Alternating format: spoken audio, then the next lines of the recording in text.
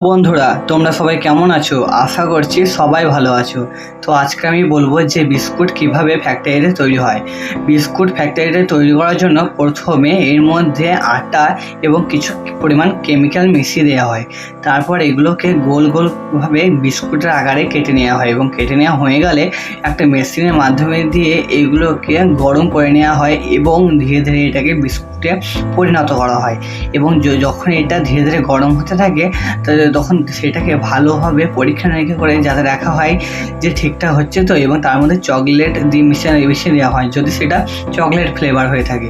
তো তারপর যতক্ষণ এটা চকলেট ফ্লেভার হচ্ছে তোমরা ভিডিওতে একটা লাইক করে দাও। তো দেখো, তারপর বিস্কুটটা ধীরে ধীরে তৈরি হচ্ছে এবং তৈরি হতে হতে একটা লাইন হয়ে আরেকটা লাইনে কীভাবে যাচ্ছে তোমরা দেখতেই পাচ্ছ। তো যখন এই লাইনে যাওয়া প্রসেসটা কমপ্লিট হয়ে যায় তারপরে এইখানে বিস্কুটগুলোকে যেমনভাবে আমরা দোকানে পাই যে একটা প্যাকেটের মধ্যে 10টা বা 5টা করে, তেমনই এখানে সাজানো হয়ে থাকে।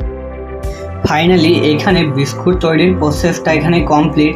এবার শুরু হবে প্যাকেটিং প্রক্রিয়া এবং ওই প্যাকেটিং প্রক্রিয়া হওয়ার পরে সেটাকে পাঠিয়ে দেওয়া হবে মার্কেটে বিক্রির উদ্দেশ্যে। তারপর যখন ওই বিস্কুট তৈরির প্রসেসটা কমপ্লিট হয়ে যায় এখানে মানুষজনরা বিস্কুটগুলোকে ভালোভাবে রেখে দেয় যাতে বিস্কুটগুলো মেশিন থেকে যেন মাটিতে পড়ে নষ্ট না হয়।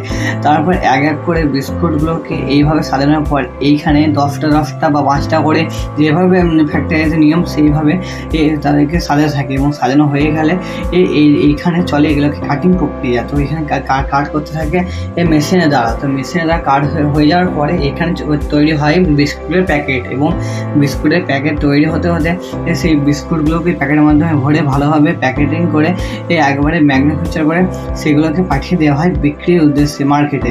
এই ভিডিওটা যদি ভালো লেগে থাকে তো অবশ্যই একটা লাইক করে দিও। চ্যানেলে নতুন হলে চ্যানেলটিকে অবশ্যই সাবস্ক্রাইব করে পাশে থাকা বেল আইকনটি ক্লিক করে দিও।